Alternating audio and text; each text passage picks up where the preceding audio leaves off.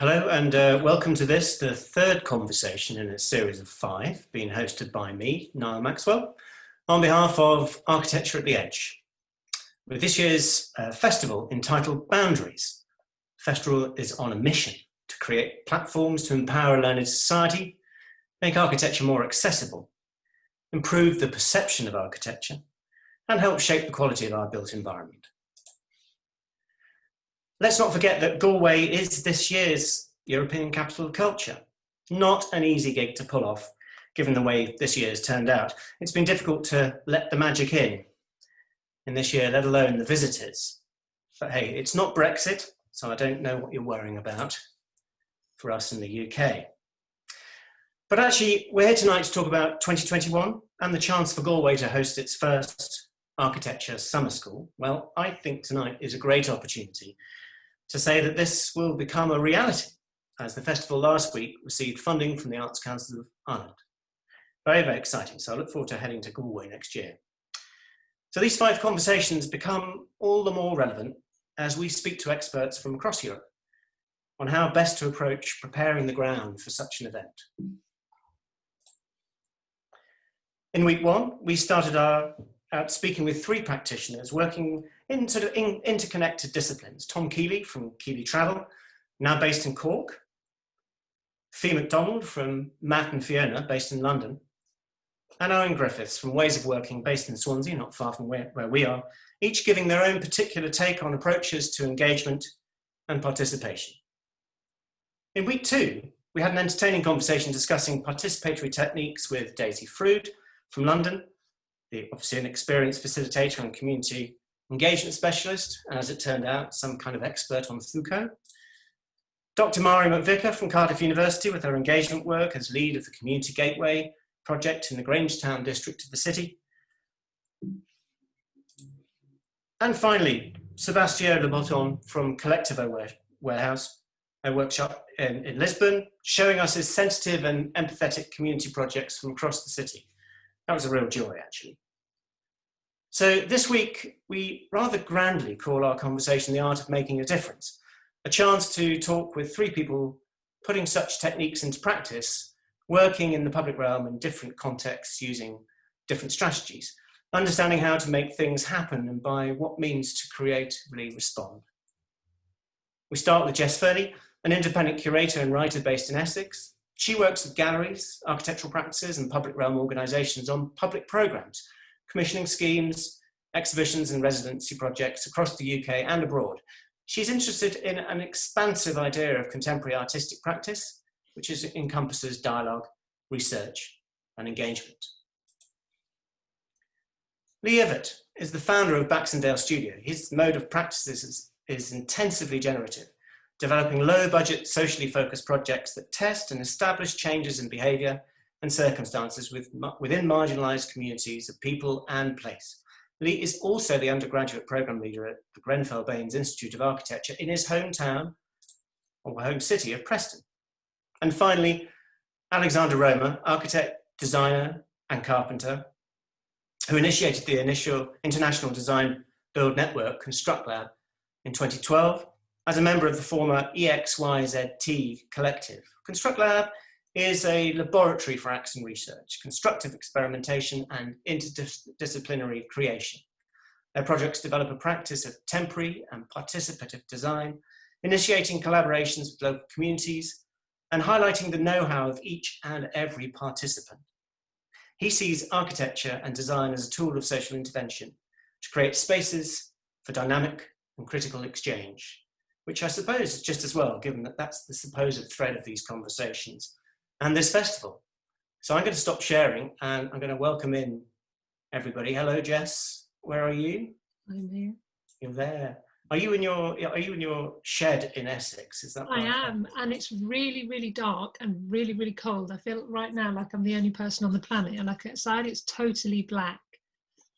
For Essex, that's not bad. Is that North Essex or is it just?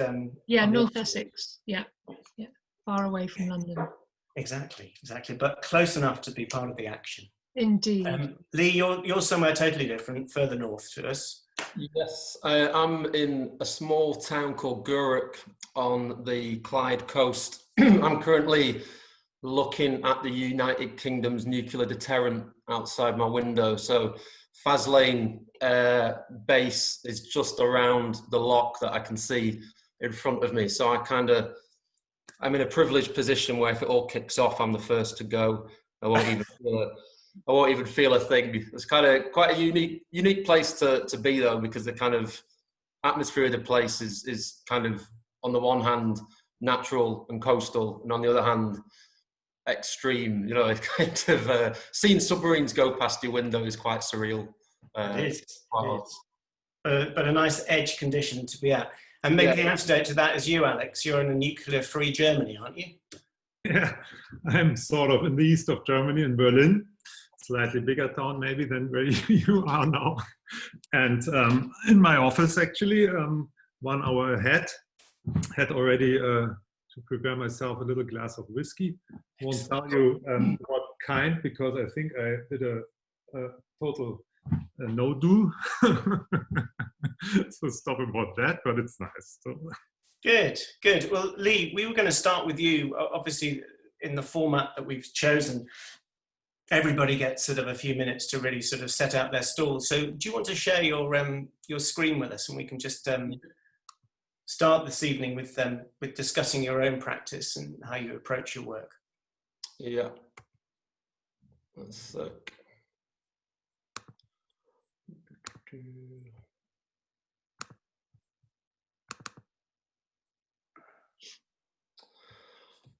So I was going to start, I've got 3 images, 5 minutes, and I suppose my kind of starting point is, in a way, starting at the end.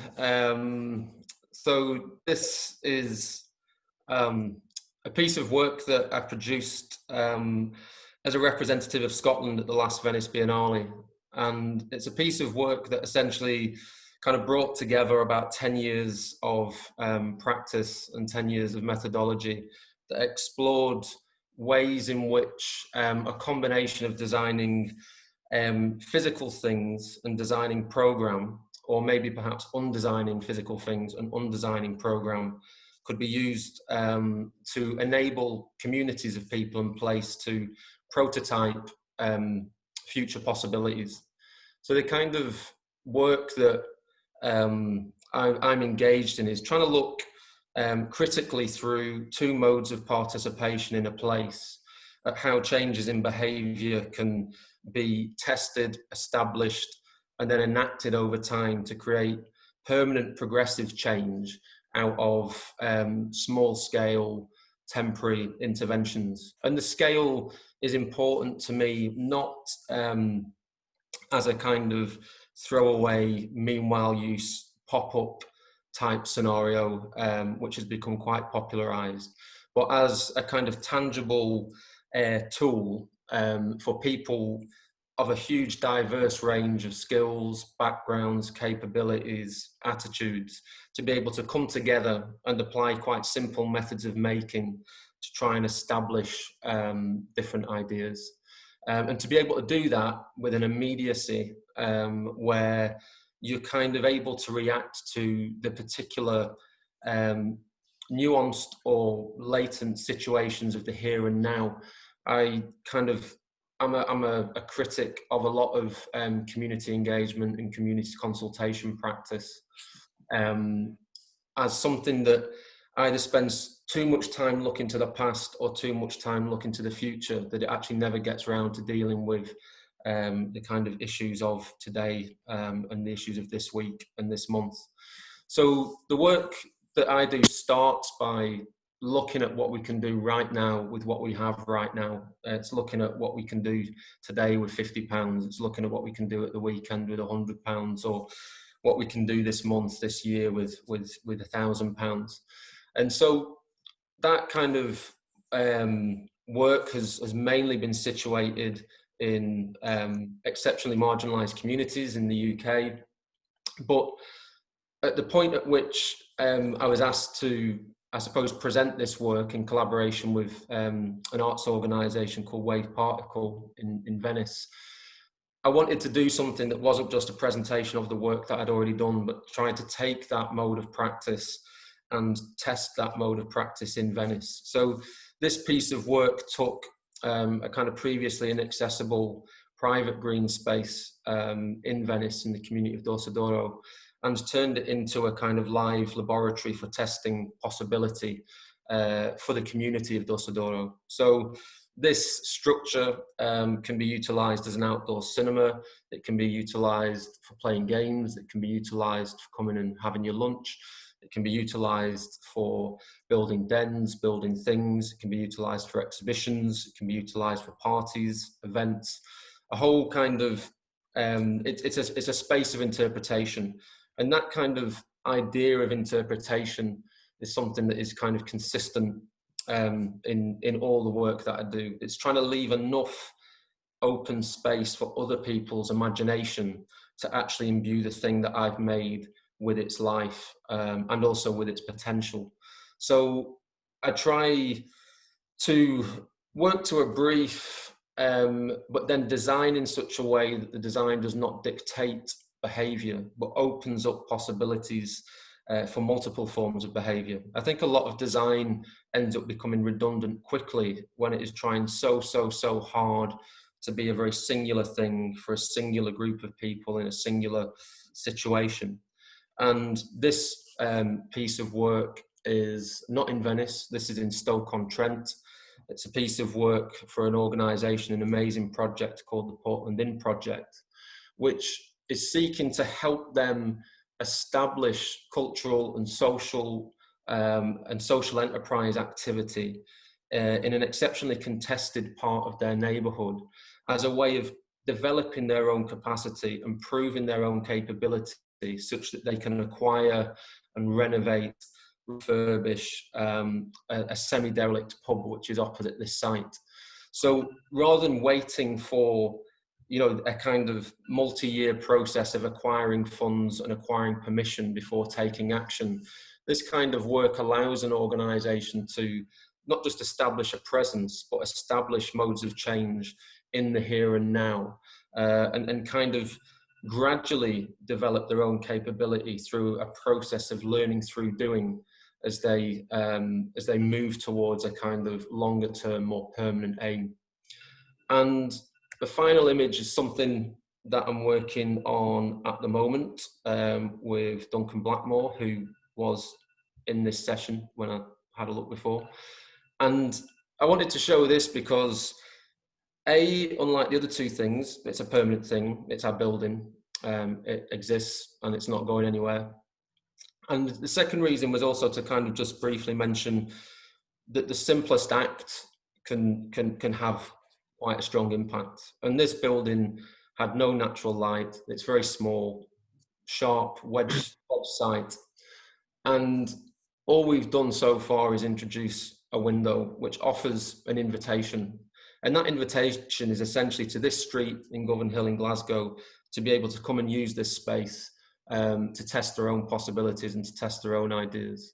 Essentially, the project is conceived as a spare room for this street, where the people who live in the tenements and the flats of this street, at the point which their own activity and their own agency needs to go beyond the confines of their own kitchen, their own living room, their own bedroom, that all of a sudden there's a kind of small resource that allows that kind of expansive possibility to be tested. So I think I will finish there. I think the main point is one about, in terms of participation, I seek to do work that allows me to participate in the existing life of a place before inviting people to participate in the work. The work is always collaborative, it's through invitation, and where the work might be temporary, the impact always aims to be permanent in some form or another. Thank you. Lovely way to start. Thank you, Lee. I'm sort of fascinated by the fact that you're kind of working in Stoke-on-Trent and Venice. It's sort of, it's not two names that you put together very easily. But if I'm right, Alex, you were working with Patrick Bouchon, weren't you, in Venice at the Biennale some years back? Is that right? A couple of years back, 14 years now, 2006. Wow. Yeah. still fresh in my mind, because it's that sort of slight tension, I suppose, Lee, that I'm looking at between those two projects. One which is in the world's largest architectural silo every other summer, where we sort of all kind of gather and celebrate how clever we are. But actually, you're around the corner trying to do something maybe much more meaningful. Can you maybe just expand a little bit on that project and who the client group were? Yeah, I mean, I think in Venice. Yeah. Yeah, I mean, like I was saying in the presentation, I think in Venice, there's obviously, if you're invited to produce work for the Biennale, there's an immediate tendency to kind of think that your audience is us, and I think, you know, we could have done a project, like I say, where the people involved in that just show the work that we do. And there was an element of that project where we had a little exhibition that showed work that everyone involved in it did. But the work was commissioned initially by Architecture and Design Scotland, Scotland's design kind of Quango body. And they obviously do have an agenda that they want loads of people like us to see this stuff and write about it and whatever. But myself and Peter Mackay, who was the curator from Wave Particle, we had a very, very small budget. And that in itself led us to a situation that was more marginal than any other site in Venice for doing a project. And it was an amazing possibility then emerged that would allow us to do something. Because we basically got the cheapest venue in the whole of Venice, but with the most amount of space to play with. And so when I was asked to be on the team, I pretty much said, I'll only be on the team if I get to build something. And it was difficult to know how that might happen. All of a sudden, we had this amazing outdoor space with a workshop attached to it at the end of a little lane in a community, in an actual community, you know, within Venice. And it was just a really ideal situation to do a piece of work that for us was like our audience now. Even if no one in the architecture scene came to see our work, we were pretty certain that we would have hundreds of other people come to see the work. And those people would be the people who lived in that area, worked in that area, and went to school in that area. And so we very, very much faced that project towards those people first and foremost. And we spent a lot of time going to Venice before the Biennale, meeting communities, pensioners, makers, printmakers, school kids, people who established their own festivals in the area that we then joined and tapped into. So it was very much a direct application of my practice as it is in the UK, whether it's in Stoke-on-Trent or Glasgow or Preston, and that was just taken and situated in Venice for a period of time. Interesting. I love the phrase you used, the laboratory of possibilities. It's such a great way of sort of describing it. Jes, you're obviously working in a whole kind of range of different ways. Is it maybe an opportunity for you to share your screen and take us through just a bit of a show and tell? Indeed. Oops.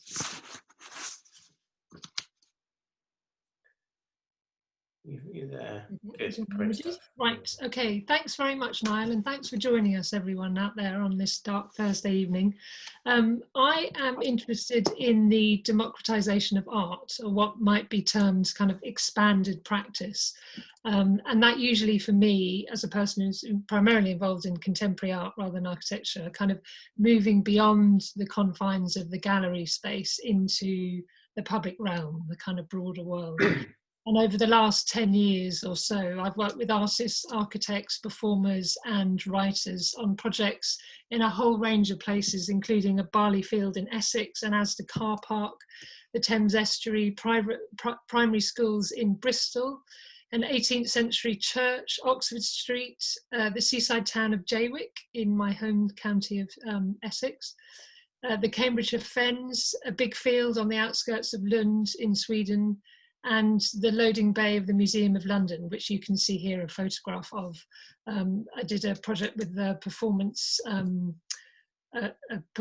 with the experimental and amateur choir Muzark, where all the audience members got to put all these blue visors on. It was kind of extraordinary. So basically working with a kind of multitude of different types of public spaces with a huge range of different publics. And the artists I work with are usually interested in exploring kind of political, social, environmental issues, but also aesthetic and conceptual concerns, obviously. But the crux of it is really sort of to create a conversation with audiences, whether they're passers-by or kids or specialists or the general public. And for many of the projects, what I personally really love to do is to form long-term dialogues with non-art specialists, so fabricators, writers, designers, farmers, taxi drivers, singers and academics. And there's an acknowledgement in most of these projects that the process of making the work or the commission or the performance is really part of the thing itself. It's not just about the final reveal, it's about the process that builds up to that moment. And it's a dialogue that makes all of it possible. And this dialogue often involves people who live and work in a particular neighbourhood or a city or a landscape. So this is a project that I've been working on called Röingen in Sweden for the past 4 years. And Röingen means raw meadow. And the client is the Lund Cathedral, and I'm working on it with white architecture. So the cathedral's developing 12 hectares of their own land on the outskirts of Lund. It's currently farmland. Over the next 30 years. So their commitment is quite sort of long term. And the starting point for the project has been to establish an art and architecture commissioning programme that acts as a kind of platform for public debate about what should happen on this land. So instead of devising a master plan, which would ordinarily be the case, the church is elected to enter a kind of critical dialogue with the public and the land, the participating artists and architects, as well as themselves, critically themselves. It's a kind of questioning process for the sort of internal machinations of the cathedral, in order to arrive at a kind of series of questions and issues that might help them define what it is they're doing and building and developing. And over the last 4 years, we've commissioned new work by artist Nathan Coley and arranged a sort of wide range of public events. You can see the photos, some of the collection of the photos here of those events, and produced publications and texts. And we're currently working on a public garden with the Norwegian architects Brendeland and Christoffersen that we hope, fingers crossed, will open next year. So the important part to stress about the project is that each activity feeds into the next. So the questions and issues that are raised by the people we involve in the commissions and the public events and the texts become part of the brief for the next project. And we think of each strand of activity as a commission, as a sort of important use of language in all of this kind of process-based stuff. There's no differentiation made between artworks or public gardens or buildings. Artists and architects are commissioned in very similar ways with open briefs and kind of basically an invitation to talk. And on many levels, this is a really small, modest project, but I think one which feels sort of weirdly radical and I think is pretty unique. And then the final project that I was going to talk about is called a book that I worked on or edited called Murdered with Straight Lines by Garth England. And on the most grandiose of levels, I'm interested in creating the conditions for people to stake, their place in the world or a place in the world, to position themselves in a neighbourhood or to think about what it is that they believe in and what they would like to change. And I have to, recognise that this doesn't work in a kind of fundamentally meaningful way most of the time. I might get some really nice pictures from it and feel good about it, and a few people say that was amazing. But really, I have to recognise that I scratch the surface, but occasionally I think we strike gold, and this may be one of those instances. A few years ago, I co-curated this project with Teresa Byrne called Future Perfect, and it was a really small residential area in the south of Bristol. So once again, kind of away from the centre. And the project was involved a kind of really wide-ranging series of commissions, so play areas for kids, a theatre curtain for a community centre, an artist designed orchards, furniture workshops with teenagers, trips to London for local people, lots of activity in the public realm. But I think the most meaningful outcome for me anyway of the programme was this book of drawings by a local resident that we published towards the end of the project, and which came out of discussions with local people. So one of our engagement team members, the very brilliant Joe Plimmer, met with this resident, Garth England, he was living in a residential care home. And he just said out of the blue, I don't suppose you'd like to see these drawings that I've been doing. And he pulled down a box from a shelf in his room and showed her all these hundreds of incredible detailed coloured pencil drawings that basically told the story of his life as a paper boy, primarily as a milkman, but also as a soldier and an old age pensioner, starting right from kind of 1935 to 2014. And together they tell this really poignant, rather magical, moving personal story about life in Britain in the second half of the 20th century, and often through the architecture and design of the times. So they chart the story of fitted kitchens and flushable toilets, and the move from heavy wooden dresses to melamine tables and jaunty angled table legs. And there's even a kind of unsolved murder at the local Lloyd's Bank in 1949. And here you can see, this is a drawing of the hospital where he was born, his parents' first house, and he introduces this lovely kind of textual narrative to the drawings. That's his first bedroom. And then these are sort of various furniture, bits of furniture from his childhood home. So Garth died before the book went to print, unfortunately, but when we asked him what he'd like it to be called, he said murdered with straight lines. That's what my art teacher used to say about my drawings, because I always used a ruler. So every picture was drawn with a ruler. So for me, the book represents the best of what I think I can achieve with these projects, drawing on local talent, stories and skills to make something that has a kind of lasting legacy and contributes to the cultural life of a place and travels far beyond a small geographic area out into the world. And there I'd like to end it. A great way to end. Thank you, Jes. And really interesting, actually. I'm glad you're touching on the kind of issue of failure, or the scratching of the surface, because I think it's an important bit that I'd like to talk about tonight as well. Because I think so. I think it's a big challenge for all of us, not just to show, you know, the nice gleaming sunny photos of success, but I'm really interested in the idea of acknowledging failure and acknowledging that actually we did a certain amount, but we didn't do nearly as much as we wanted to do, but also the magic in not doing what you wanted to do and doing something completely different halfway through, because you're actually talking to people and, you know, learning. And I suppose it's the other thing you were mentioning, really, about the idea of process being such an intrinsic part of the delivery, and actually the final outcome is really only just part of this. What about the future, though? What about legacy? How do you measure that with your own work?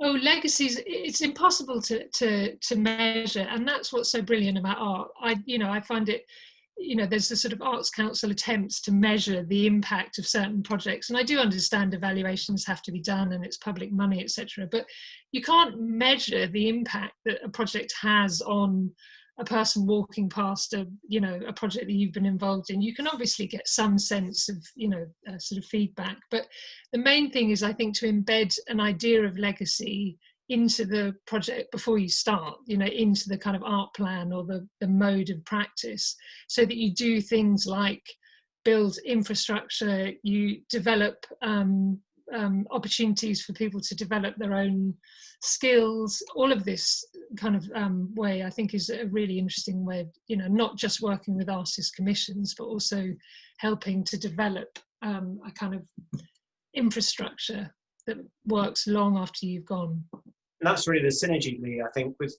what you've just described in your earlier presentation, this idea that really you're providing agency or empowerment, but actually you're only really interested in using this as a facilitation for this long-term sort of program of growth. Would that be right, if I said that? Yeah. Sorry. No, I was just going to come in, just I suppose in the parallel there with just about trying to define the tension between creating beautiful things, because it's good to create beautiful things. Yeah. But also at the same time not being asked about the thing that you do. It's like where the process, I don't know how Jes feels about that. It's like, for me, the kind of process is so critical, and it's almost like trusting in that process makes me believe that the thing at the end of it's going to be beautiful. but at the same time, there's always a desire to create something that above and beyond everything else is still something of merit as an object or as a physical thing or as a visual thing. And is also publicly recognised. I think it's really important to understand that it's great for people to have conversations and feel part of a process and develop their capacities as a sort of, you know, sentient, interesting human being in the world. But what a lot of people want, including ourselves, is something that is sort of, you know, they can hold up and say, look, I did this, you know, this book is now here. This is this lovely book of drawings, you know, and all of the processes that we did have now just become part of another legacy. I just think it's really important to understand that people need, you know, something of lasting sort of merit that they can show other people and feel like basically it's a kind of I was here, I matter in the world, you know. Yeah. Alex, I'm acutely aware that we're just leaving you there in Berlin drinking whiskey, so we need to bring you into the conversation. It's probably a good time if you shared your screen and we can just get a feel for where you're coming from. Absolutely. Yeah, drinking whiskey doesn't make me better speak English, to be honest. So I'm really, really sorry, and I have to excuse myself of my German English, but you're gonna understand, I think. Otherwise, you have to raise your hands and question. Thanks a lot for that. Here we go. For that introduction you did also before.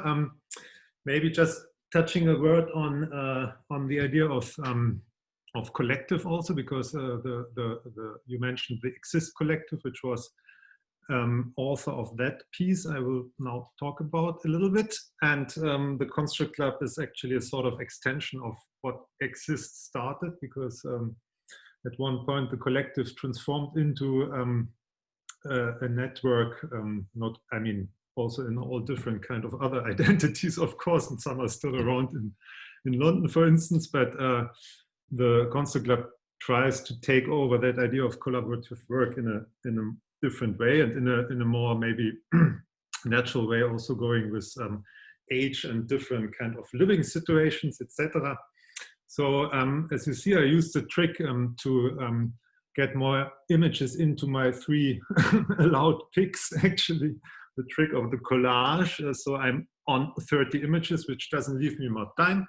So I will be not going into details of those projects, but I wanted to mention our kind of key ideas on participation. But before I go into those key ideas, 3 key ideas, 3 pictures, I wanted to mention that participation is very much working when you make people curious to participate, actually, because nothing worse is to kind of pull people on their ears into a project in order to justify or legitimate a sort of image for somebody who needs participation. I think any kind of situation in our urban society, and also in our, rural society, in our society in general, is about participation. So narrative would be the first key word, which is something how participation functions in our projects. We have been invited back in 2009 for a project in Dalston in London, and we have been neighbors from that artist, Agnès Denès, and she decided, she was invited to kind of reenact a project from her early years, a wheat field back in the backyard. So we decided to make a mill, and that was our narrative, the Dalston Mill, a functioning mill. I actually forgot the functioning mill picture here in this collage of pictures. And that brought together so many people around the idea of mill and milling, and of course then also the bakery, because food is also a big part in our project. So there was a bakery, and there was a lot of potential to participate. That kind of dynamic generated a group which, after we left the place 5 weeks later, then went to the, Hackney Council. My colleague Nicholas Henninger, who's still around in London, he would be much better to explain the details of the project. But so they went to Hackney Council, got a couple of more pounds, got the permission to continue on-site a community project, installed that garden, and invited us to make that barn you see on the right side. And I think the Eastern Curve Garden is something which is still running now. The other key idea of making people participate is actually being an absolute beginner. I don't know if the expression bloody beginner actually works in English, but it's a sort of, yeah, be not the expert.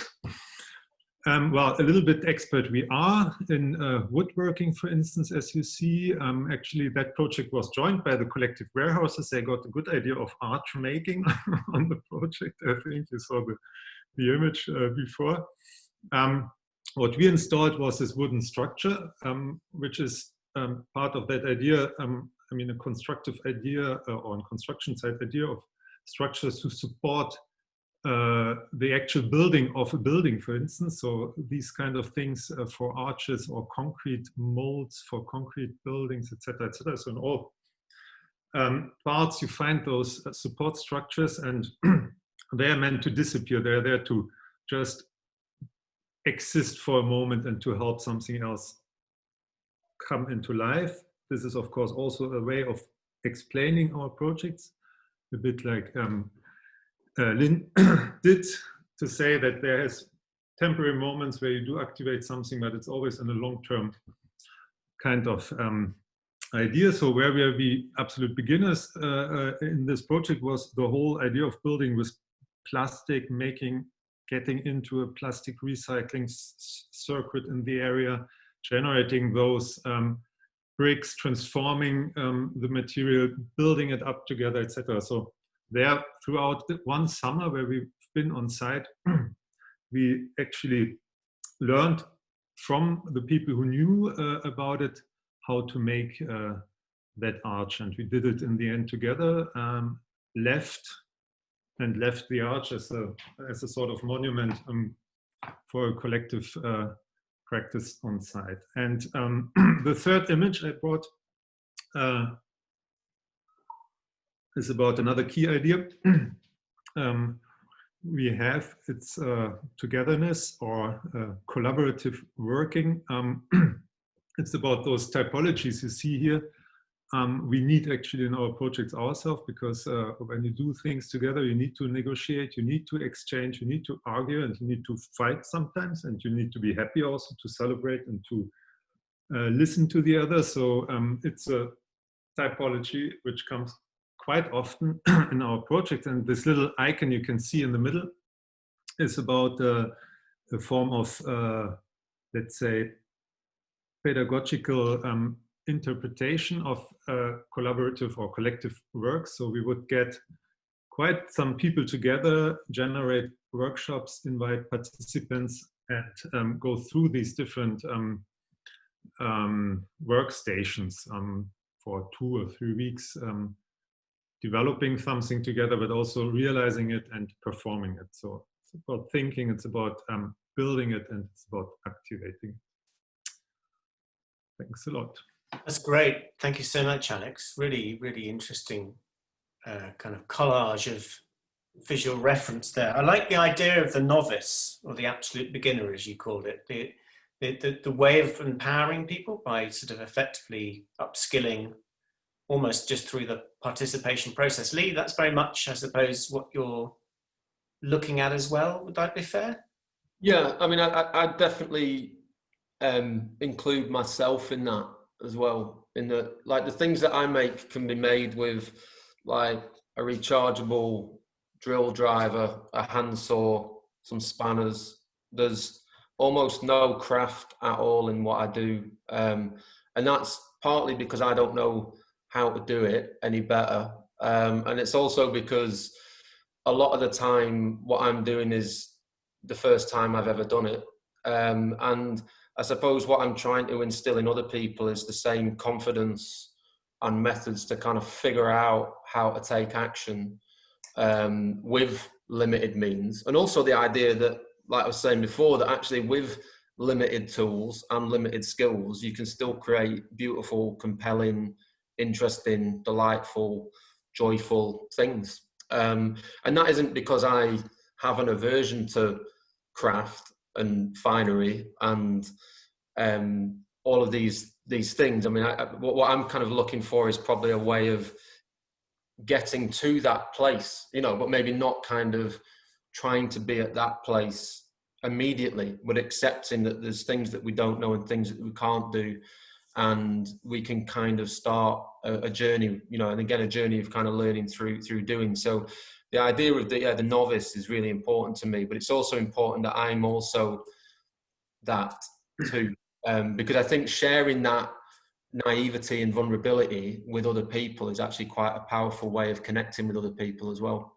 So it's also, I suppose, making a positive out of failure, or seeing failure not as as some form of barrier to progress. Yeah, it's like managing risk as well, you know. So it's like it's the idea that maybe failing with £200 or £1,000 is better than failing with 5 million. I mean, I've seen loads of community centres getting built around Glasgow in the last kind of 10, 15 years, and then needing to be bailed out 5 years after because, you know, like there's a kind of desire to think big, dream big, get a big amount of money, do a big thing. And then a lot of the time people don't really think about whether, once that thing's been handed over to a community or a group of people or a committee, whether that group of people, that situation, that committee actually even has the capability, the experience, the knowledge, the resources to manage and grow that thing. So quite often you end up with a new thing and then you watch it deteriorate over 5 years.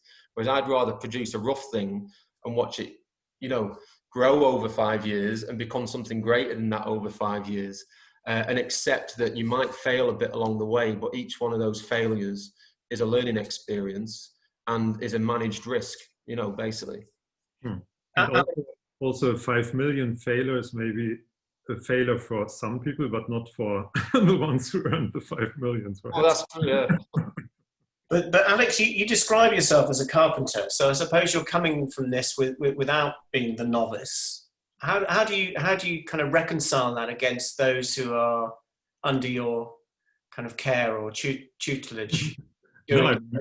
Actually, the understanding, I think, of such a collective work is that you need really well-skilled persons to form a collective.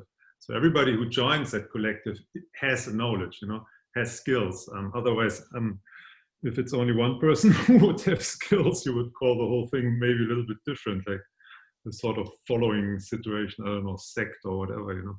But the idea is that everybody has skills, so it's not to not have skills. And I think also, for instance, what skills we have or other skills we have, I mean, I speak also out of my perspective, but it's also to develop a story where you know that at one point you want to have a certain perfection, and then at one point you understand that yourself you are not able to do it at all.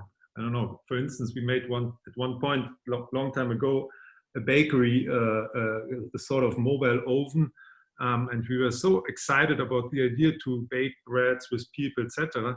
We explained it to everybody. We went together, and then at one point we were all like, "But who actually knows how to make bread?" You know, none of us knew how to make bread, so we were almost a bit stupid in front of those people who invited us as experts in a certain design subject. But then, of course, in the next second, somebody knew how to make bread, and that kind of articulated the process. And then we had, I mean, we learned, and the project was taken over, kind of, right?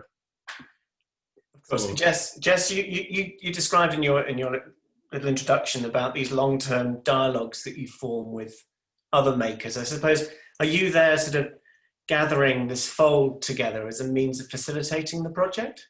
Yeah, I mean, facilitation, I guess, is one way of putting it, but it's basically, you know, I mean, the word curator doesn't really, you know, work in many ways, but it really is just about finding, it's almost like you're a fixer. You're like, you're working in a certain neighborhood or environment, and it is all about your mode of communication, the way that you know, meet people, the route that you choose to talk to people, and you understand if you put one foot wrong, there'll be someone who knows something else that's, you know, going to be potentially problematic down the line.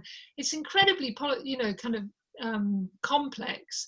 And I'm sure that the others would agree that it involves so much time, and you have to feel utterly committed and excited and sure that this is basically the most important project in the world at this moment. You know, you can't believe that everyone doesn't know about it and everyone doesn't care about it, and it's just a really, it's just quite a powerful thing to feel like you're starting something off, and it is so dependent on your conversations with other people and then their conversations with other people and how things are going to pan out. You know, it's yeah, it can fall to pieces quite quickly, but also develop really, really quickly. Alex, in terms of apart from not realizing that nobody could make bread, how do you keep the project on the road, so to speak, when you're trying to manage all of these different groups of people with varying skill sets?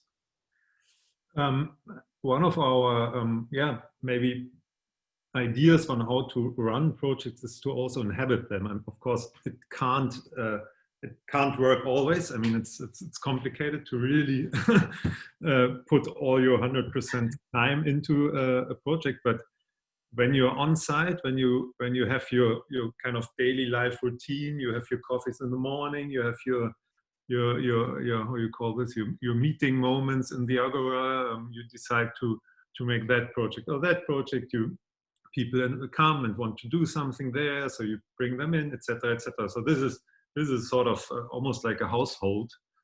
Even if it's temporary, you establish a community on site, which then allows to articulate with the neighbors, with the kind of surrounding, right? So this gives you the possibility to kind of run it from that base also. Yeah, but it's still a huge commitment, as Jes is describing as well. Lee, do you find yourself living the projects, and does that affect the way in which you manage your workload? I.e., is it always just one project at a time, or do you ever have the position where you're planning one whilst also delivering another? Yeah, I mean, I've been exceptionally unsuccessful at managing my projects and time. Like, absolute nightmare. It's like one reason why I've now got a pretty much full-time job in academia as well. It's kind of, it got pretty exhausting, you know, never doing anything quite as successfully as I would have liked to have done. And I think part of that was because I did get very much caught in attention, where I feel like some of the more successful things I've done are when I have been situated in a particular place or a neighbourhood for 1, 2, 3, 4 years. Yeah. And actually, I didn't show any of that work tonight, actually. But whilst I've been situated in those places, working with a particular community for an extended period of time, I've also not been able to resist the distraction of doing other stuff that also interested me. I think the work that I showed tonight is actually work where I've not had to be as invested in the place as a lot of my previous work. And that's been quite interesting and quite a useful release for me, in a way that you're kind of doing a little bit of something that is actually just a kind of backdrop for kind of more interesting people to do something really, really, really special. You know, so like even the work in Venice, there's a whole team of artists from the UK curated by Peter. There was the people who lived in that neighborhood, and they took the thing that I'd made, and then I could go and, you know, kind of have a drink and eat pizza or something. You know, it's kind of, and then I wasn't precious about that. And then loads of interesting people, interesting artists, used that to do amazing things, and that was the success of it. That was the life of it. It's the same in Stoke as well. Rebecca and Anna, who deliver the Portland Inn project, are amazing artists, and they just occasionally need a thing to support that activity, and that activity is the thing that's special, more, you know, over and above the thing that I've helped make or do. So I've quite enjoyed actually transitioning in a certain way from someone who is like living every day and almost working every day in a place and having to deal with the politics of that and the life of that and the tension of that and the you know, the emotional up and downs of that, to kind of being able to just provide other people with something of use and then step back, you know. But it's hard for me to kind of you know, I go one way and then I have to go back to the other way and go back to the other way. I've never really got the balance right, I don't think. I mean, Jes, you've been at this for some time, not implying you're old, but you've obviously had to learn through pitfalls, I'm sure, as well as pleasures. Do you tend to, are you finding the work yourself, in other words, choosing what you want to do, or is it more the other way that people approach you because of the level of expertise you have? It's both. I think, yeah, I have got to the grand old age of 50 and I've been working in this field for 25 years. So there's two sort of pole ends of the way that I work. One is where people approach me to devise a programme and I'm paid a certain fee to carry that work out. And then the other is self-initiated projects where I work with other artists or architects on commissioning programs or research projects or writing projects, whatever, and they provide a really nice balance, I have to say. And at any one time I'll be working on 6 or 7 different projects, and some of them take sort of blood, sweat and tears at various points, and obviously it's not great if you've got 2 projects like that going on at one time, but for some reason I've just been unbelievably lucky where I've got sort of long-term projects of 3 or 4 years, sort of one after the other, and then working on smaller scale projects that both kind of financially and emotionally kind of feed my soul. It's not that the others don't, but they just do it in a different way. So it's about a kind of ecology of projects and how you manage them. And somehow I always think as a freelancer, it will end tomorrow. I will wake up and it will all be gone, but somehow it just sort of keeps chunting along. That process doesn't really sound very different from architectural practice. No, I think it's very, very similar, actually. There's spinning all of these different plates, and they're all moving at different speeds. Yeah. Alex, you're smiling at that, but how does it work with the collective? Because I'm wondering whether you're initiating things through your own interests or and your own curiosities, or again, are you now at that stage where you get pulled forward because of your back catalogue? I think the collective, as I said, is a little bit changed into a sort of network which then comes together on projects, and collective creates on projects. Those bigger projects like the Arch in Genk we did, that almost created the collective of the artists, you know. So there's a dynamic in that situation, but otherwise we are all kind of free, scrolling around, making different kind of collaborations. So somehow that form of work, sort of organic way of also one time it's the one time it's the other who coordinates and who pulls the project and then invites the others. And we have now also this sort of European network. So we have associations, for instance. I mean, we have no legal structure for the whole ConstructLab thing, but we have those associations in Belgium, in France, in Switzerland, in Germany, one in Portugal, which is called differently than ConstructLab. So somehow there's a network, and things are going. It's an organic way of kind of developing the projects. So you're kind of cool with that in the sense that you don't have this kind of issue of ownership or ego that wants to control it. It's the opposite, really, I suppose. You're wanting to spread the word and see this as a form of agency. Yeah, of course. I mean, sometimes it comes back to me that people are a bit annoyed of because I'm at one point a bit, let's say a bit the oldest, but it's not true actually, not the oldest. But sometimes people call me for something. But I think it was now, as I said, so the whole story started for, let's say, from 2005-06. You said Venice with Exist. This was sort of real. A collective situation, and then slowly developed, and that ConstructLab story started in 2012, 13 maybe. There's no clear date on this, so it's quite young actually still. Yeah, and now, for instance, the first years it was this. Yeah, oh, this Alex is always mentioned, and now I think it drops out. Now it's completely okay, and it will hopefully.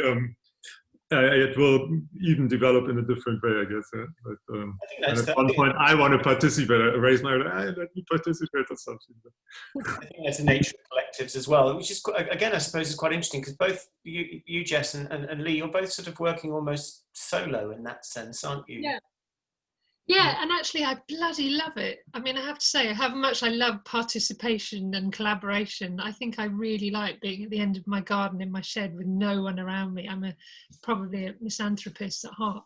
And I think it does take a certain type of person to work independently. But obviously with every project I do, I have teams, not every, but, you know, say the drawing in project, I'm working with Jake Ford in Sweden, and we talk together every week, and, you know, and there's a whole, you know, group of people in Sweden and Norway and London that we're working with. So basically it's like doing a new job constantly. You know, you have just groups of people that you get to know, and of course in the visual arts, probably in the same as architecture, a lot of these people become friends. There's a very fine line in the visual arts between a kind of professional and social life. You know, after a while you work with an artist for 3 or 4 years, and they're or maybe not your friend, but, you know, you just develop kind of you know, long-term relationships, which is really, really heartening. But creatively, how does it work for you? Are you very much a singular mind, or are you kind of needy creatively, where you have to bounce ideas off the people that you then collaborate with? I think it's related to the fact that I'm also a writer, and I really like solitary thought, and I like thinking about, basically what I do with a lot of my projects is develop a narrative strand for a project. It's almost like the structures that you guys are making upon which people can participate. You create a kind of narrative strand for a project that people can kind of, you know, hook their own ideas onto. And, you know, I think that to do that, it entails quite a lot of solitary work and thinking, and I read a lot and I teach. So yeah, I love, you know, collaborating and stuff. I think on the whole, it probably is quite a solitary kind of endeavor, and that's what I like. Yeah, Lee, are you finding that that's the way your practice has evolved because of your singular nature, or are you the opposite? Yeah, I don't know if singular nature is like a polite way of like being an arsehole or whatever. You know, it's like it's interesting. I often try and think about how I've ended up, you know, I suppose, because I loads of great people have kind of come through the thing that whatever Baxendale is, and have been a part of that either at certain points equally or exceptionally involved or whatever it is through the last kind of 10, 11, 12 years. And actually it was never my intention to kind of be doing this stuff on my own. I always wanted to be like ConstructLab, or I wanted to be like Assemble, or I wanted to be like, you know, I actually never really wanted to do it on my own. And it's kind of like I said, trying to figure out how I failed in that endeavor. I mean, I think that part of it is a certain singular mindedness to certain things. I think part of it is also not wanting other people to maybe have to go to some of the situations and the places that I've had to go to get stuff done as well.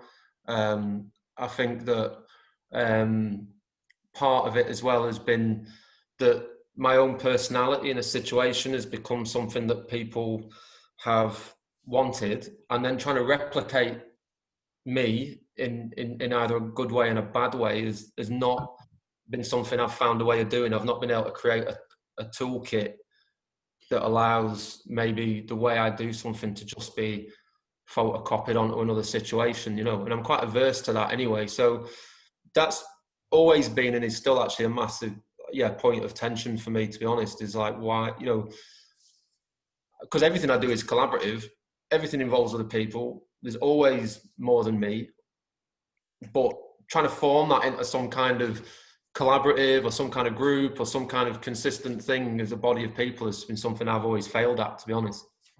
It's interesting, isn't it? Because on one level, I suppose what I'm taking away from that is, one is this kind of sense of commitment, the idea that you've really got to immerse yourself and really give a lot to get the results. The other is that sort of intuition, just knowing when something is working or not, or maybe the kind of the tacit understanding of when you're in a situation. Alex, can I bring you in at this point? Because I suppose you talk about, you know, you've obviously kind of, intellectualized the process through the years of development. If you're going to tell me that you're sort of interested in narratives, but you're interested in actually the curious nature of the individual who gets involved, how does it work sort of psychologically within a group of a project?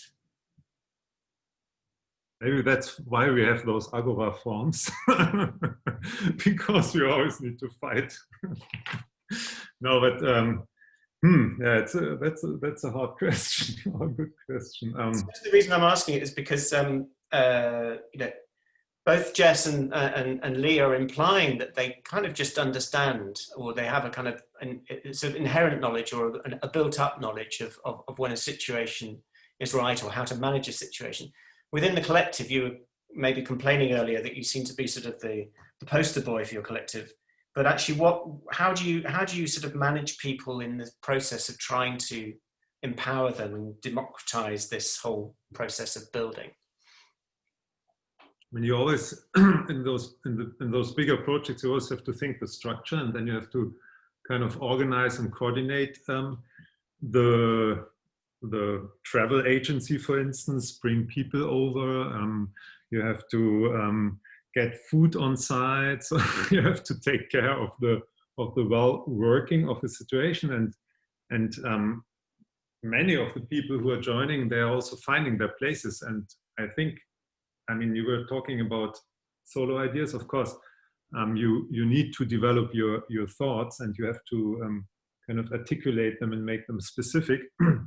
But you also, in the dialogue, also the things are getting much sharper. I mean, maybe it's a question of not making compromises, but accepting sometimes that an idea of one is a bit further. So you kind of bring your idea into that sense. You kind of feel that the other idea brings you further, you know.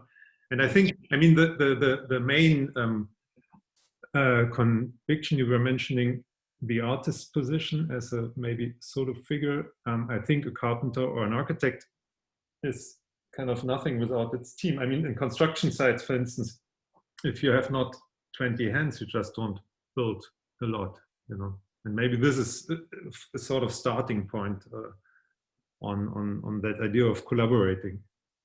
I was going to ask. It's not without arguing. It's not without also screaming on each other, and also really enjoying the fact that together we build something. You know, there's kind of emotions in it which are very strong. Fee McDonald in the first conversation we had described that there's always a moment in the project where one of us is crying, which I thought was a great way of sort of explaining that kind of sense of commitment, which I rather liked. But Alex, just to continue with you for a second, how do you deal with the sense of legacy with the participants that are taking part? Do you find that people then join the collective, or that they will come back for another project? Or does it just not work that way? Yeah, I think ConstructLab grows really through the projects. We get every now and then emails asking to participate, but it's always difficult to answer because you don't know exactly. You can invite them to have a talk and then see if something might happen, but it's on the project. It's in the moment we do something where you find out if you like each other, if you like the way of working, that kind of process of developing ideas through the try and error system, kind of, and then maybe so often those projects really leave a sort of association behind, which then continues to develop other things or continues the project itself. That is a bit the point of view of the one who's really traveling a lot around in the last year, and also in the last, let's say 3 or 4 years. I tried to focus a bit on Berlin now in the last year, also obviously because of the current situation.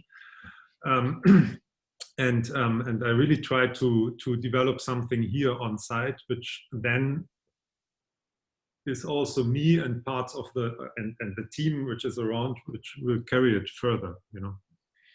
So. Interesting that point, but Jes, I suppose I was going to ask you about going back to the idea of this legacy and finding some success in something. Do any of your commissions ever give you the capacity to go back and revisit projects, you know, maybe in a year or 2 or 5? Absolutely, and that's always a kind of, you know, terrifying and exciting moment. So, for example, the project I did in Bristol, that we worked with an artist, David Thorpe, on a community orchard, and another artist to design some play areas for kids.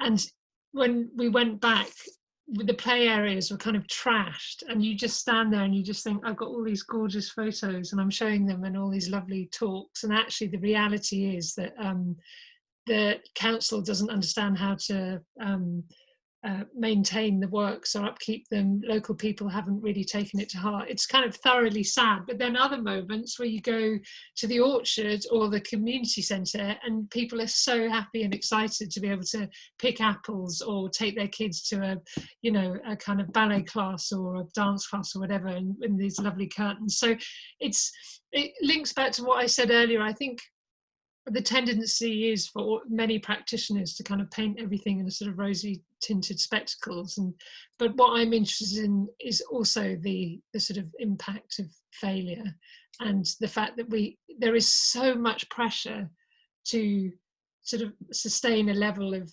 success and an idea of the sort of shiny, squeaky clean image at the end.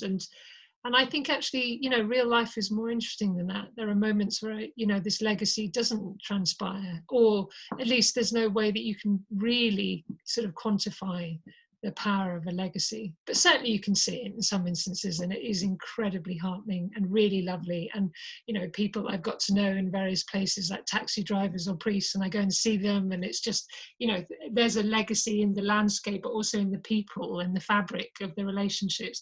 There's one fixer I worked with in Jaywick and Essex who met his partner during our project, and as far as I'm concerned, that's about the best legacy I could think about. They're still together. This is like 10 years later. I'm like, job done on the legacy front, guys.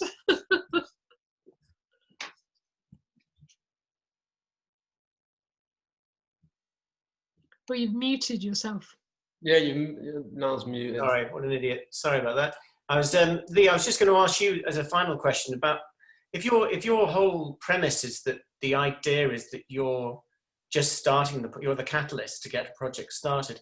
How do you explain or sell that to either communities or councils or funders at the start of a project? Because everybody's always looking for some form of outcome.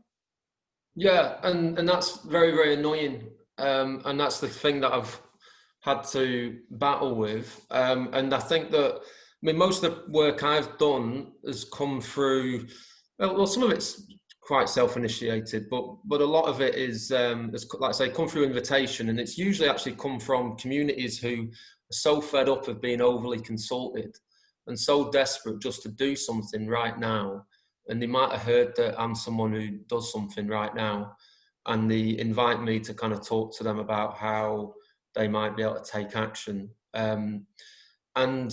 But for me, the work is very much so that the kind of making of work and the production of some things or changing of spaces is generally a tool. So alongside making stuff or places, what we're also trying to do is make some kind of organizational infrastructure that then will maintain and develop and grow that thing. So there's usually like a parallel process of stuff getting made and an infrastructure getting made, and the two things are learning from each other and empowering each other.